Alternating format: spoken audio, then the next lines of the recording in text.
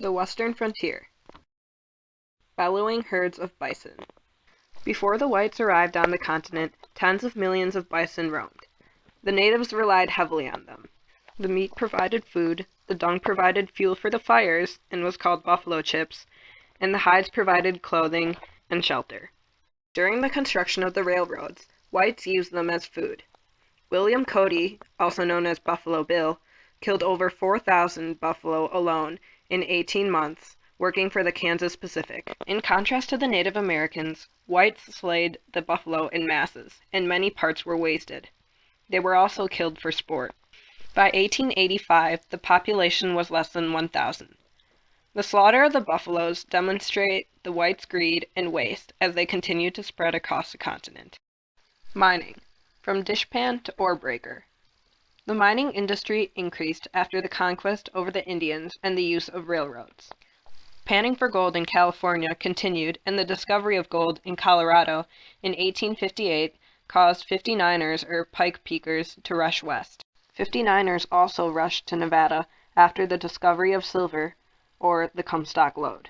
The kings of the Comstock mined a great amount of gold and silver, equivalent to over $340 million between 1860 and 1890. Because of this rush west, the population increased and Nevada became a state in 1864 with 3 electoral votes. Lucky strikes caused a smaller number of people to rush to Montana, Idaho, and other western states. Boom towns formed in the desert as a result. These towns were filled with saloons where miners drank adulterated liquor, rot gut, and enjoyed the company of women. When the digging slowed to an end, the people and businesses would leave, resulting in a deserted ghost town. As surface gold ran out, ore-breaking machinery was imported to blast the gold-bearing quartz within the earth.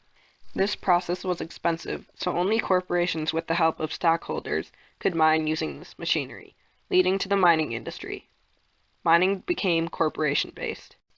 The rush for gold led to the movement of people west, and population and wealth increased. Women ran schools and worked as prostitutes, also gaining respect, earning the vote in Wyoming, Utah, Colorado, and Idaho before women in the East. While the mining industry helped pay for the Civil War and the building of railroads, it also intensified the conflict between the whites and the natives. The increase in silver allowed the Treasury to continue species payments and integrate the silver issue into American politics. Silver senators worked to pass favorable legislation for the silver miners in the West. The mining industry added to American literature and folklore through authors like Mark Twain. Beef bonanzas and long drives. After the Civil War, Texas's grassy plains provided for many several million longhorned cattle.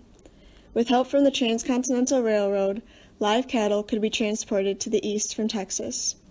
Once they arrived in the east, the cattle were butchered primarily for their hides but also for their meat. Additionally, the railroad helped solve the marketing problem because cattle was now being shipped to stockyards alive, like huge stockyards in Kansas City and Chicago. And meatpacking businesses grew, which helped the economy. Going back to the stockyards, Texas cowboys would drive herds of cattle into slaughterhouses. In 1866 to 1888, herds of cattle were driven north from the Beef Bow of Texas, and this proved very profitable. However, in the winter of 1886 to 1887, thousands of cattle were left freezing and starving. As an outcome, stockmen needed to create revenue, so they made a cattle-raising business by creating the Wyoming Stock Growers Association, where profit was made by simply raising cattle. Overall, the reproduction of cattle and the manufacturing and distribution of hides and meat contributed largely to the economy. Farmers' Frontier. In the Homestead Act of 1862, new settlers acquired as much as 160 acres of land by living on it for 5 years, by improving it, and by paying $30 as a regular fee. This act was used to encourage mining on the frontier. The mining frontier contributed a lot to the population and wealth of the continent.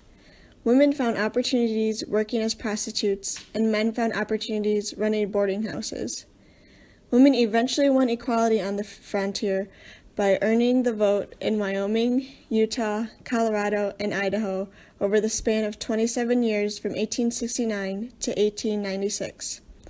However, much of the land given away was infertile and the weather wasn't good for growing crops.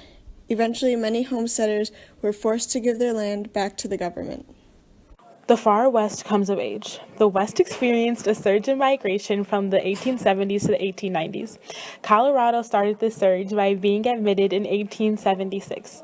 From 1889 to 1890, Congress admitted 6 new states in hopes of more Republican electoral and congressional votes. These states included North and South Dakota, Montana, Washington, Idaho, and Wyoming. Utah was not worthy of statehood due to prominent Mormon population that practiced polygamy. Mormons outlawed polygamy in 1890, but Utah was not admitted until 1896. Oklahoma, New Mexico, and Arizona were also admitted into the United States. The territory of Oklahoma struggled with a group of migrants called Sooners. Sooners were well-armed migrants that entered the territory before they were allowed to. Federal troops had to go into the territory and evict these migrants until they were able to come back legally. On April 22nd in 1889, Oklahoma was open for settlement and 50,000 migrants came in. It was admitted as a state in 1907. The fading frontier. In 1890, the frontier line vanished. Americans were now living across the continent. Free land no longer existed because the government started national parks like the Yosemite, Yellowstone, and Sequoia. Migration was affected by the fading frontier line. Few immigrants moved out west during the Depressions because they could not farm. Free acreage began to lure immigrants to move, but the possibility of westward migration caused industries in the east to keep fair wages so everyone wouldn't leave and move west. In 1880, the area from the Rocky Mountains to the Pacific coast was most urbanized due to the percentage of people living in cities such as Chicago, Denver, and San Francisco. The Native Americans suffered the most at this time, and they began to move to the Trans-Mississippi area and settle there due to the fading frontier line.